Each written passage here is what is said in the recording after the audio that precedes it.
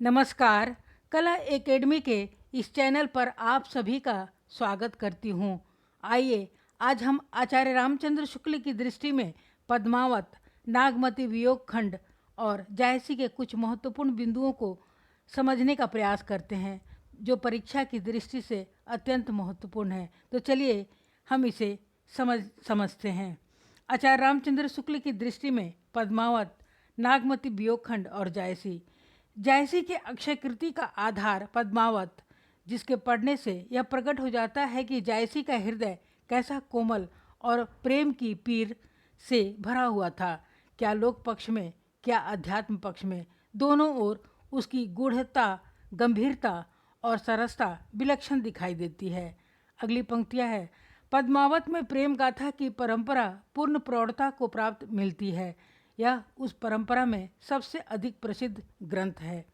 अगला है, इसकी कहानियों में भी विशेषता है। इसमें इतिहास और कल्पना का योग है। अगली पंक्ति है, चित्तौड़ की महारानी पद्मिनी या पद्मावती का इतिहास हिंदू हृदय के मर्म को स्पर्श करने वाला है।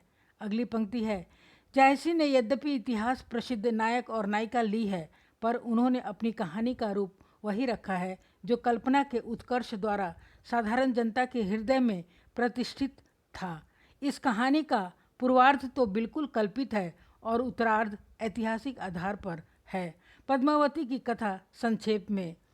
आचार्य रामचंद्र शुक्ल का जो इतिहास ग्रंथ है उसी को हमने यहाँ पे दिया है। सिंहल द्वीप के राजा गंधर्व सेन की कन्या पद्मावती रूप और गुण से जगत में अद्वितीय थी। उसके योग वर कहीं नहीं मिलता था। अगली पंक्ति है, उसके पास हीरामन नाम का एक सुआ यानी तोता था, जिसका वर्ण यानी रंग सोने के समान था और जो पूरा वाचाल यानी बहुत बोलने वाला और पंडित था। एक दिन वह पद्मावती के उसके वर न मिलने के विषय में कुछ कह रहा था कि राजा ने सुन लिया और बहुत कोप किया यानी गुस्सा किया। सुआ राजा के डर से एक दिन उड़ गया। पद्मावती ने सुनकर बहुत विलाप किया। अगली पंक्तियां हैं, सुआ वन में उड़ता उड़ता एक बहेलिया के हाथ में पड़ गया, जिसने बाजार में लाकर उसे चित्तौड़ के एक ब्राह्मण के हाथ बेच दिया। उस ब्राह्मण को 1 लाख देकर चित्तौड़ के राजा रतन सेन ने उसे ले लिया। धीरे धीरे रतन सेन उसे बहुत चाहने लगा। एक दिन राजा शिकार को गया, तब उसकी रानी नागमती ने, जिसे अपने रूप का बड़ा गर्व था, आकर सुए से पूछा कि संसार में मेरे समान सुंदरी भी कहीं है। इस पर सुआ हंसा और उसने सिंहल की पद्मावती का वर्णन करके कहा कि उसमें और तुम में दिन और अंधेरी रात का अंतर है। ये महत्वपूर्ण पंक्तियां हैं। अगली है, रानी ने इस भय से कि कहीं यह सुआ राजा से भी पद्मिनी के रूप की प्रशंसा करे, उसे मारने की आज्ञा दे दी। पर चेरी यानी दासी ने उसे राजा के भय से मारा नहीं, अपने घर छिपा रखा। लौटने पर जब सुए के बिना राजा रतन सेन बहुत व्याकुल और क्रुद्ध हुआ, तब सुआ लाया गया और उसने सारी व्यथा कह सुनाई। अगली पंक्तियां हैं, पद्मिनी के रूप का वर्णन सुनकर राजा मूर्छित हो गया और अंत में वियोग से व्याकुल होकर उसकी खोज में घर से जोगी होकर निकल पड़ा। उसके आगे आगे राह दिखाने वाला वही हीरामन सुआ था और साथ में 16,000 कुंवर जोगियों के वेश में थे। अगली पंक्तियां हैं, कलिंग से जोगियों का यह दल बहुत से जहाज़ों में सवार होकर सिंहल की ओर चला और अनेक कष्ट झेलने के उपरांत सिंहल पहुंचा। वहां पहुंचने पर राजा तो शिव के एक मंदिर में जोगियों के साथ बैठकर पद्मावती का ध्यान और जप करने लगा और हीरामन सुए ने जाकर पद्मिनी से यह सब हाल कहा। राजा के प्रेम की सत्यता के प्रभाव से पद्मावती प्रेम में विकल हुई। अगली पंक्तियां हैं, पंचमी के दिन पद्मावती शिव पूजन के लिए उस मंदिर में गई, पर राजा उसके रूप को देखते ही मूर्छित हो गया। यह भी महत्वपूर्ण पंक्तियां हैं। उसका दर्शन अच्छी तरह न कर सका। जागने पर राजा बहुत अधीर हुआ। इस पर पद्मावती ने कहला भेजा कि समय पर तो तुम चूक गए, अब तो इस दुर्गम सिंहलगढ़ पर चढ़ सको तभी मुझे देख सकते हो। शिव से सिद्धि प्राप्त कर राजा रात को जोगियों सहित गढ़ में घुसने लगा, पर सवेरा हो गया और पकड़ा गया।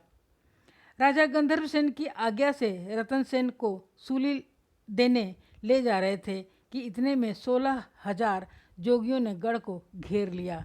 अगली पंक्तियां हैं। महादेव, हनुमान आदि सारे देवता जोगियों की सहायता के लिए आ गए।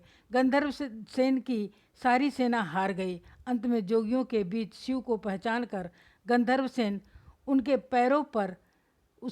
पैरों पर गिर पड़ा और बोला कि पद्मावती आपकी है, जिसको चाहे दीजिए। इस प्रकार रतन सेन के साथ पद्मावती का विवाह हो गया और दोनों चित्तौड़गढ़ आ गए। अगली पंक्तियां हैं। रतन सेन की सभा में राघव चितन नामक एक पंडित था, जिसे यक्षिणी सिद्ध थी, और पंडितों को नीचा दिखाने के लिए उसने एक दिन प्रतिपदा को दूतिया कहकर यक्षिणी के बल से चंद्रमा दिखा दिया। जब राजा को यह कार्रवाई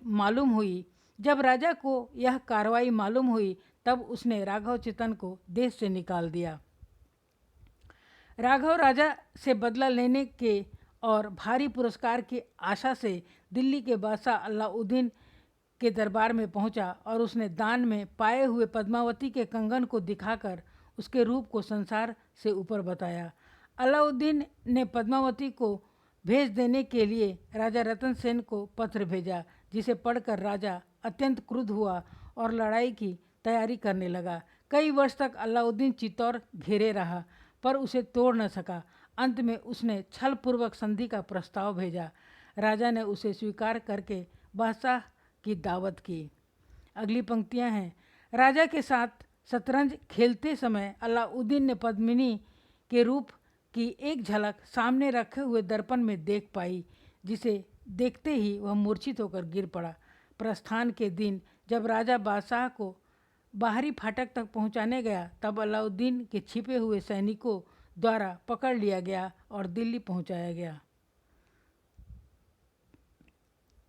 पद्मिनी को जब यह समाचार मिला तब वह बहुत व्याकुल हुई, पर एक वीर छत्राणी के समान अपने पति के उद्धार का उपाय सोचने लगी। अगली पंक्तियां हैं। गोरा बादल नामक 2 वीर क्षत्रिय सरदार 700 पालकियों में सशस्त्र सैनिक छिपाकर दिल्ली पहुँचे और बादशाह के पास यह संदेश भेजा कि पद्मिनी अपने पति से थोड़ी देर मिलकर तब आपके हरम में जाएगी। आज्ञा मिलते ही एक ढकी पालकी राजा की कोठरी के पास रखी गई और उसमें से एक लोहार निकलकर राजा की बेड़ियां काट दी। रतन सेन पहले से ही तैयार सवार होकर निकल आए। शाही सेना पीछे आते देखकर वृद्ध गोरा तो कुछ सिपाहियों के साथ उस सेना को रोकता रहा और बादल रतन सेन को लेकर चित्तौड़ पहुंच गया। चित्तौड़ आने पर पद्मिनी ने रतन सेन से कुंभलनेर के राजा देवपाल द्वारा दूती भेजने की बात कही, जिसे सुनते ही राजा रतन सेन ने कुंभलनेर को जा घेरा। लड़ाई में देवपाल और रतन सेन दोनों मारे गए। अगली पंक्तियां हैं। रतन सेन का शव चित्तौड़ लाया गया। उसकी दोनों रानियां नागमती और पद्मावती हंसते हंसते पति के शव के साथ चिता में बैठ गईं। पीछे जब सेना सहित अलाउद्दीन चित्तौड़ में पहुंचा तब वहां राख के ढेर के सिवा कुछ नहीं मिला। जैसा कि कहा जा चुका है, प्रेम गाथा की परंपरा में पद्मावत सबसे प्रौढ़ और सरस है। प्रेम मार्गी सूफी कवियों की और कथाओं से इस कथा में यह विशेषता है कि इसके ब्यौरों से भी साधना के मार्ग, उसकी कठिनाइयों और सिद्धि के स्वरूप आदि की जगह जगह व्यंजना होती है। जैसा कि कवि ने स्वयं ग्रंथ की समाप्ति पर कहा है, तन चितौर मन राजा कीन्हा, हिय सिंघल बुद्धि पद्मिनी चीन्हा, गुरु सुवा जय पंथ दिखावा, बिनु गुरु जगत को निरगुण पावा, नागमती यह दुनिया धंधा, बाँचा सोई न एहि चितबंधा, राघव दूत सोई शैतानु, माया अल्लाह उ दीन सुल्तानु। यद्यपि पद्मावत की रचना संस्कृत प्रबंध काव्यों की सर्गबद्ध पद्धति पर नहीं है, फारसी की मसनवी शैली पर है। यह भी महत्वपूर्ण पंक्ति है। पर श्रृंगार वीर आदि के वर्णन चली आती हुई भारतीय काव्य परंपराओं के अनुसार ही है। इसका पूर्ववध तो एकांत प्रेम मार्ग का ही आभास होता है, पर उत्तरार्ध इसका पूर्वार्ध तो एकांत प्रेम मार्ग का ही आभास देता है, पर उत्तरार्ध में लोक पक्ष का भी विधान है। पद्मिनी के रूप का जो वर्णन जायसी ने किया है वह पाठक को सौंदर्य की लोकोत्तर भावना में मग्न करने वाला है। अनेक प्रकार के अलंकारों की योजना उसमें पाई जाती है। यहाँ कुछ पद देखते हैं। सरवर तीर पद्मिनी आई, खोपा छोड़ी केस मुकलाई, शशि मुख अंग मलय गिरिबासा, नागिन झांपी ली नह चहुपासा, ओ नहीं घटा परी जग छाहा, शशि कै शरण लीन जनुराहा, भूली चकोर दीठी मुख लावा, मेघ घटा मह चंद दिखावा। पद्मिनी के रूप के वर्णन में जायसी ने कहीं कहीं उस अनंत सौंदर्य की ओर जिसके विरह में यह सारी सृष्टि व्याकुल सी है, बड़े सुंदर संकेत किए हैं। वरुणी का वर्णव इमि बनी, साधे बान जानु दुई अनी, उन्ह बानन अस को जो न मारा, बेधि रहा सगरो संसारा, गगन नखत जो जाहि न गने, वै सब बान ओहि के हने, धरती बान बेधि सब राखी, साखी ठाढ़ देहि सब साखी, रोव रोव मानुष तन ठाढ़े, सूत ही सूत बेध अस गाढ़े, वरुणि बान अस ओपह, बेधे रन बन ढाख, सौजहि तन सब रोआ, पंख ही तन सब पाँख। इसी प्रकार योगी रतन सेन के कठिन मार्ग के दर्शन में मार्ग के विघ्नों की व्यंजना की है। काम क्रोध आदि विकारों की भी व्यंजना यहाँ पे की गई है। ओ ही मिलान जो पहुँचे कोई, तब हम कहब पुरुष भल सोई, है आगे पर्वत कै बाटा, विषम पहाड़ अगम सुठी घाटा, बीच बीच नदी खोह और नारा, ठाव ही ठाव बैठ बटपारा, हनुमंत केर सुनब पुनि हाका, दहु को पार होई को थाका, असमन जानी सभारहूँ आगू, अगुआ केर होहु पछलागू। आचार्य रामचंद्र शुक्ल ने नागमती के विरह वर्णन को हिंदी साहित्य की अमूल्य निधि घोषित किया है। इस विरह वर्णन ने शुक्ल जी को इतना प्रभावित किया कि उन्होंने जायसी को अपनी त्रिवेणी में स्थान दिया है। जय हिंद, धन्यवाद। कृपया इन सभी कथनों को आप 2-4 बार कहानी की तरह पढ़ लेंगे तो आराम से याद हो जाएगा। कुछ पारिवारिक कमिटमेंट की थी जिसके कारण मैं वीडियो नहीं डाल पा रही थी। आगे कोशिश जारी रहेगी कि आप सभी को अपनी सेवाएं दे सकूं। धन्यवाद। कृपया वीडियो को लाइक, सब्सक्राइब और शेयर अवश्य करें ताकि ज़रूरतमंद विद्यार्थी इससे लाभान्वित हो सके।